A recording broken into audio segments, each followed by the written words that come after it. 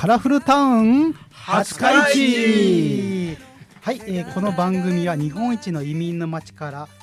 日本一の共生の街へお互い様の心で在住外国人や社会的マイノリティと寄り添う一般社団法人エイジアンと廿日市市国際交流協会外国人相談センターの運営でお送りいたします。お相手はエイジアンの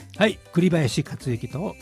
私多言語相談員のコウタです。始まりました。ちなみにですね、この曲ですね、サルサでラテンの曲で、オリジナルで作った曲なんですけど、オープニングテーマ、カラフルタウン廿日市ということですね。素晴らしい。ラテンのノリで行っていきたいと思います。それでは皆さんこんにちは。カラフルタウン廿日市、今回でですね第48回目の放送となりました。4年ですよ。ですね。この後ですね、前半16時30分までは廿日市市国際交流協会のコーナーで、その後後半はエイジアンのコーナーでお送りいたします。共通テーマは多文化共生です。今回のスタジオではですね、ゲストは、たくさん来ていただきまして3人もですねミャンマーの方から、来ていただきます。自己紹介をお願いします。皆さんこんにちは。私はアウンジミンです。今広島市立大学での大学院生です。今広島ミャンマーコミュニティの代表としてミャンマー広島でいろいろ活動をやっています。今回水かけ祭りも実行するので、皆さんぜひぜひお楽しみください。ありがとうございます。それでは皆さんこんにちは。私はウェイヘイアオです。ミャンマーから来ました。3年の6月2日に来ました。よろしくお願いします。ありがとうございます。では皆さんこんにちは。私はピュテメと申します。今日本語学科に入学生です。今年の前に来ました日本へ。ありがとうございます。ということでですね、チー君、メイさんとアウンさんというですね、3人のミャンマーのですね、方に来てゲストで来ております。後半の方にですね、しっかりお話を聞いていきたいと思います。すごいですね。お願いします。お願いします。楽しみにしてます。私もねミャンマーね大好きで、ミャンマー昔ですね、行ったことはあるんですか？だいぶ昔、内戦の始まる前ですけど、非常にですねみんな優しくてですね、いい国だったと思います。料理も美味しかったですね。私もね水かけ祭りね家族で行こうと思ってますので、お話後半でね聞けるのを楽しみにしております。それではですね、次廿日市のコーナーに行きたいと思います。廿日市国際交流協会廿日市インターナショナルアソシエーション。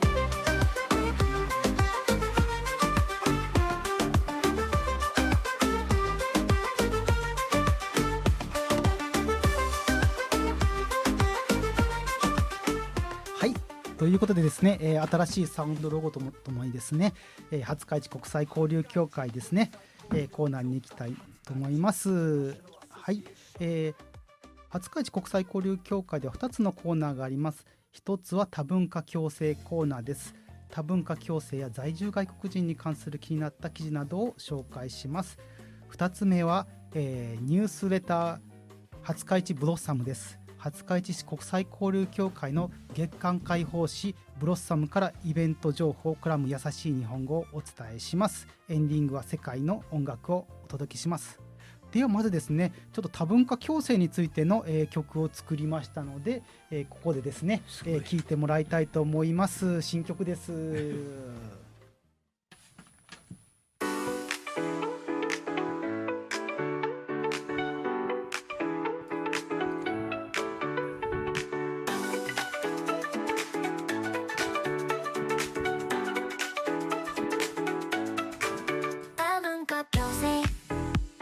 人との違いを壁でなく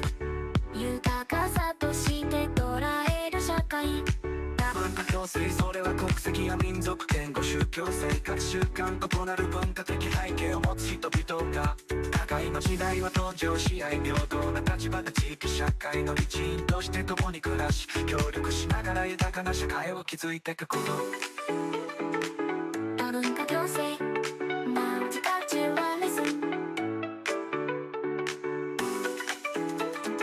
多文化共生マルチカルチュラリズム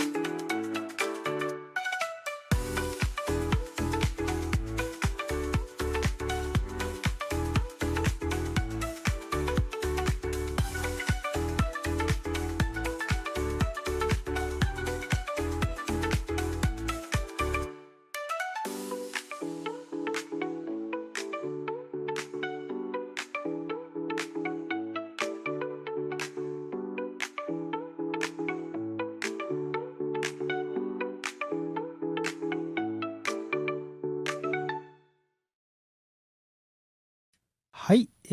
今オリジナルソングですね、多文化共生マルチカルチャラリズムを、聞いてもらいました。はい、どうでしたでしょうか。すごいね。はい、すごいですね。はいこんなの作った。はい、私今作詞作曲ですね、いろいろしてまして、いろんな曲作ってます。なんならミャンマーのですね、コミュニティの曲もですね、ミャンマー語で作ることが、はい、できますよ。はい、水かき祭り。広島にお国の代表の歌を。そうですね。はいですね。はい、作りますよ。で、ですね、で今のですね曲の中にあったようにですね、多文化共生とはですね、なんか違いをですね豊かさとして捉えるっていうねキーワードがあると思います。違うから悪いんじゃなくて違うから楽しいんだというところですね。はい。それではですね、廿日市国際交流局多文化共生でですね気になった記事をですね一つ紹介したいと思います。こちらですね、まず中国新聞の、4月14日に、朝刊にあった、記事なんですけれど、はい、土葬を望む人に救いの手三原の本郷霊園21年から受け入れということですね。火葬の割合は 100% で近い日本でもさまざまな理由で土葬を好む人がいる。特に切実なのはムスリム、イスラム教徒をはじめ宗教的背景を持つ人だ。全国的に受け入れ先が限られる中、三原市内には土葬できる霊園がある。経営する宗教法人は国籍や宗教を理由に望む葬送の形を選べないのはおかしいと強調するという記事です。はい、内容いきます。はい、はい、そこでですね、はい、そうですね、素晴らしいことなんですけれど、はい、何年もですね、方々で断られ続け、今回も無理だろうと思いながら依頼した。本当に助かっているというのはアブドゥーラ・バセム代表理事、廿日市市のですね、ムスリムの方ですね。で、同霊園が土葬許可の取得に動いたのは2020年、県内のムスリムを伝う広島イスラーム文化センターから打診を受けたのがきっかけだということです。で、現在ですね、宗教的背景による土葬墓地として知られている主な場所は全国10カ所ほどしかない。高度経済成長期までは土葬が各地で見られ、墓地埋葬法でも禁止はされてない。だが国の23年度の調査では 99.9% が火葬を選択している。土葬への理解は十分ではないということで、ですね、民間の取り組みの限界もあるということで、東洋大学の高橋則文教授はですね、日本で土葬墓地が限られる一因として地域住民の理解を得にくいことが挙げられる。墓地の候補地は都会に比べグローバル化の恩恵を実感しづらい地方であることが多い。土葬をめぐる習俗や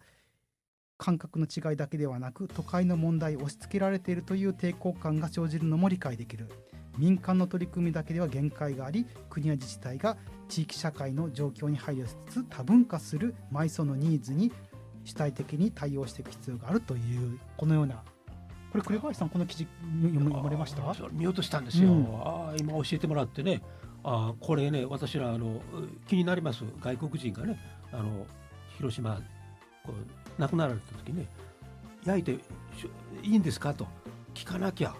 勝手にやったらね怒られますよ。それはそんなことしてくれたかって言ってね、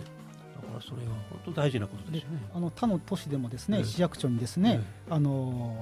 あれ埋葬したいんですけれど、土葬したいんですけど、どうしたらいいですかっていう問い合わせがあってですね、それで慌てたりとかですね、いうことがあって、全国10カ所、広島だけでなくて神戸とかですね、和歌山とか、あと北海道でもあるんですけれど、やっぱり全然ない地域も、なるほどね。はい、10カ所ぐらいしかないということでですね、でそのイスラムの方だけではなくてですね、キリスト教カトリックの人もですね、火葬は容認しているんですが、土葬こそ尊厳を守られるという考える、方々もいるということでですね、イスラム、キリスト、カトリック限らずいろんな方がですね選択できたらいいなということでですね、はい、本当に今ですねムスリムの人も今インドネシアなどから増えておりますので、定住者ですね、さまざまなサポートがあるといいんではないかと思います。はい、では、記事は以上です。では次のコーナーに行きたいと思います。ニュースレター廿日市ブロッサムということで、このコーナーでは廿日市国際交流協会の月間広報誌ブロッサムからイベント情報などをお送りいたします。はい、まずはですね、表紙にあるんですけれど、こちらブロッサムの方ですね。こちら、はい、FM 廿日市の放送局でも受け取れますし、あと、国際交流協会、あと公民館とかにもあります。特集一つとしてですね、第2回英語で宮島ガイド大成功、4月12日土曜日第2回英語で宮島ガイドを開催いたしました。18人の参加者と一緒に現地を巡りました。先生が日本語で内容を伝え、その場で英語にするという方法です。自分なりに英語で説明し、先生がアドバイスを加え、終始雰囲気よく学びを深めました。で、先生からですね、歴史などの客観的事実はスマホで調べれば何でも教えてくれる。むしろガイドしか考えられない感じていることとかですね、織り交ぜながら話すといいですよと教わりましたということです。ね、やっぱり私もガイドすることあるんですけど、正直今英語でもねスマホでも何語でも分かりますので、ネットで調べれば、それよりもここが穴場ですよとか、このもみじまんじゅう美味しいですよとか、ここのお好み焼き屋さんがいいですよとか、この裏通りのこういうお店がありますとかですね、こういう歴史がありますとかですね、マニアックな情報とかですね、小話の方が、すごく好まれるというような話でした。はい、では、次ですね、案内をしたいと思います。廿日市国際交流協会はですね、まずピースツアー広島2025ということでですね、今、8月にですね、8月2日から8月6日まで廿日市国際交流協会では、ピースツアーというのをやっておりまして、全国から留学生を招いて交流します。そしてそのですね、ホストファミリーとかボランティアを募集しております。ホストファミリーにお願いしたいというのが朝食、夕食、寝泊まりですね。そして、場合によっては送迎、ホストファミリーへの説明の出席、留学生が決定したら留学生と事前に直接やり取りやですね、8月3日は留学生との、思い出作りの旅行に行ったりします。はい、ということで私もですね、こちら、ホストファミリー受け入れしたんですけど、留学生の方とかでですね、一緒にさまざまなお話とかできまして、非常に交流が深まりました。ぜひぜひ今募集してますので、よかったらどうぞ。はい、というのとですね、次がですね、それに関連するんですが、国際交流理解講座ハラルを学ぼうというのがあります。初めてのホストファミリーハラル料理でおもてなしということでですね、外国人の方を家でおもてなししたりするときにハラル料理を学ぼうということでですね、身近な食材や調味料を使って簡単に作れるハラル料理を講義で学びます。講師はどなたですか？はい、私、多言語相談員コータです。はい。ハラル料理を。はい。ハラル料理って嫌いですか？そうですね。もともと私料理人でですね、で今までですね、トルコとかイラン、エジプト、モロッコなど中東回っていろんなレシピを集めてきました。でホテルでやってた、海外でホテルで働いたんですけど、やっぱりですねムスリムの人多いので、豚肉をのけてほしいとか、アルコールを使わないでほしいとかですね、そういう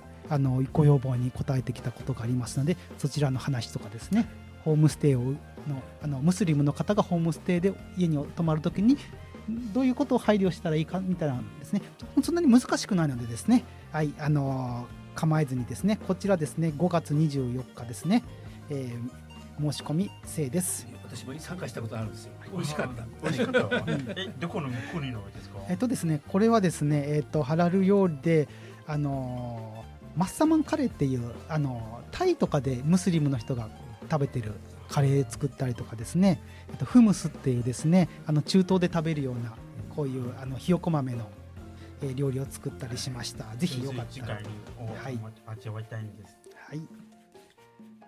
で、もう一つがですね、うちの相談員がまた料理の話なんですけどベトナム料理教室というのをやります。はい、うちの相談員ベトナム出身の女性なんですけど、非常に料理が得意な人なので、6月28日土曜日ですね、お昼からやっております。ベトナム料理、牛肉混ぜ麺とかですね、ベトナムコーヒーも飲みながらベトナムの話なども聞けますので、こちらまだ先ですけど6月28日土曜日、二宮さんが美味しかったですよ。私はとにかく行くんです。はい、というようなことでさまざまなクラスもやっております。ぜひですねいつかですねちーくんお料理皆さんお料理お料理やっとメイさんお料理得意そうですね。水かけ祭りでも作ってぜひいつかですね講師に招いて、ミャンマー料理ってなかなかですね食べたことないミャンマー料理ですよね。ミャンマー料理店も広島とかにはないです。そうですよね。でなかなかミャンマー料理って食べる機会は私好きですけど、私もミャンマーに行くまで食べたことがなかったです。はい、なのでね、ぜひですね招いて初会市に招いてミャンマー料理とミャンマーのお話って、はい、やりたいですね。はい、まずは水かけ祭り行ってですね。まずは水かけ祭りに行って料理ね、メイさんとか皆さんが作る料理食べてもらったらと思います。またね後半の方で、お話ししたいと思います。はい、それでは次ですね、優しい日本語っていうコラムいきたいと思います。はい、メイさんも日本語今話して勉強されてると思うんですけど、はい、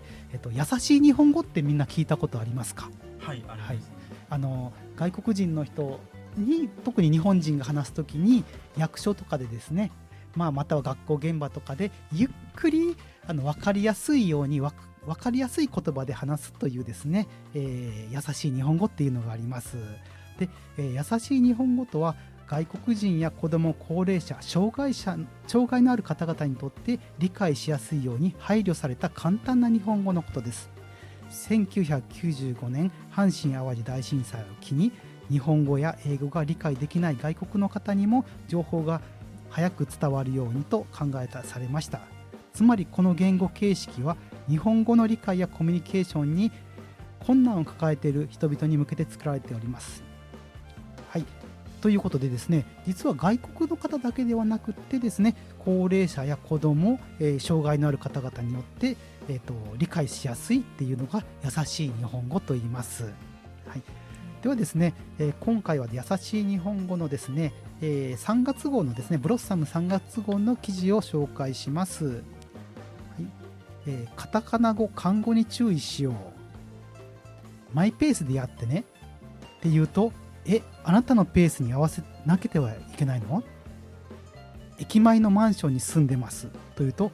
マンションですか、すごい金持ちですねというように、マイペースとかマンションっていう言葉は、ないんですね、外国にはですね。英語のようですけれど、で外国語のように見えて本来と意味と違った使い方をしている、こういうのを和製英語と言います。日本で作られた英語ですね。なので要注意です。なので日本人もこれ英語と思って言ってるんですけれど、違ったりするんですね。はい、でまたですね、無料ですとか集合してくださいなどの漢語と言います。これを日本人なら音を聞いたら漢字が頭に浮かんで変換して意味を捉えることができますが、漢字の知識が少ない外国人にはすごく難しいです。例えば無料ですっていうのを無用ですって聞き間違えたりとか、集合してくださいっていうのを、集合とか正午、正午午後ですかっていうふうに聞こえてしまう人もいるそうです。例えば無料っていう言葉なんですけれど、お金はいりませんと訳したりとか、集合ですはここに来てください、集まってくださいの方が分かりやすいですね。はい、例えば行政の広報などの書き言葉や読み言葉は一方向の情報提供ですが、コミュニケーションでの話し言葉はお互い双方向です。相手がもし理解できなかった場合は伝えたい内容を他の言葉に言い換えるということが大事だと言われています。例えばですね、上記で変な日本語、和製英語ってたくさんあるんですね。ここが変だよ日本人とかですね、ここが変だよ日本語でよく取り上げられるんですけど、例えばですね、栗林さんファイトファイトってよく言いますよね。聞いたことを皆さんがミャンマーの人はありますね。ファイトはファイト戦うっていう。ファイト、そうですよね。英語だとファイトって言ったら戦えっていうことなんで、これ聞いた外国の人は戦うんですかってみたいな、頑張って仕事ファイトファイトって言われても誰と戦うんですかってねこういうねファイトってね戦うって意味なんですね、英語でね。なので日本人では頑張れをファイトって言います。それとかですね、変な言葉ペーパードライバーとか言いますね。これ分かんないですね。ミャンマーの方はペーパードライバー、日本人はあんまり運転してないね、免許は持ってるけれど運転あんまりしてないっていう人でペーパードライバーって言うんですけど、これも和製英語で通じません。あともう一つ、バイキングって知ってます？ちーくん、バイキング。ハイキングを知ってますですけど、そうですね。そうですね。ジョッキのことですかね。栗林さん、海賊でしょ。海賊ですね。海賊はい、バイキングですね。はい、そうなんですよ。海外でバイキングとか言ったらハイキングですか、山に登るんですかって、バイキング行こうって言ったら山に登るんですかって言って登山の格好をしてきたっていう笑い話があるんですけど、またはですね、バイキングっていうと海賊がどうしたんですかって海に行くんですかという話なんですけど、日本ではバイキングっていうのは要はビュッフェスタイルとか、これ北欧のバイキングと合わせてるんですけれどイメージなんですけど、ビュッフェスタイルとか食べ放題をバイキングっていう日本人は言うんですが、これ海外の人にも通じません。あともう一つですね、ジンギスカン料理っていうのがあるんですけど、聞いたことありますかね皆さん。ジンギスカンっていうのはチンギス・ハーンっていうモンゴルの英雄がいるんで、それに合わせてジンギスカン鍋って言うんですけど、これもですね、モンゴルの人に言ってもチンギス・ハーンは私たちの英雄なんですが、ジンギスカン料理って何ですかって聞かれますね。羊肉食べるね、北海道とかでジンギスカンって言うんですけど、というような感じでですね、さまざまな変わった、日本生まれの、言葉がありますので、はい、通じなかったらとにかく分かんなかったですねとか、お互いに分かりませんっていうね、それがね大事なことかと思います。はい、ですね、はい、それではですね、私の担当する時間もそろそろ終わりに近づいてきました。今回お届けしました内容を含め、毎月発行しております解放誌ブロッサム廿日市は、ここ FM 廿日市の情報コーナーや各市民センターに置いてありますので、どうぞ手に取ってご覧ください。最後にお伝えした内容の、お申し込みや問い合わせ先をご案内いたします。廿日市国際交流協会、電話 0829200116、火曜から土曜9時から17時まで、空いております。私もおりますので、どうぞお問い合わせやですね、イベントの申し込み、ホームステイの、はい、ファミリーやボランティアも募集しております。ぜひいらしてもらえたらと思います。はい、ということでですね、最後の、曲に入っていくんですけれど、今回ですね、実はですね栗林さんにも聞いてもらったと思うんですけれど、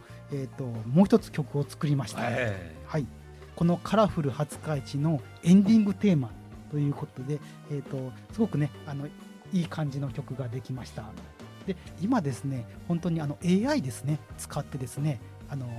曲がたくさん作れるんですね。で歌詞をチャット GPT と AI を使って歌詞を作ってですねそれを曲にしたりとかなので本当に今ですね先ほど話しましたけど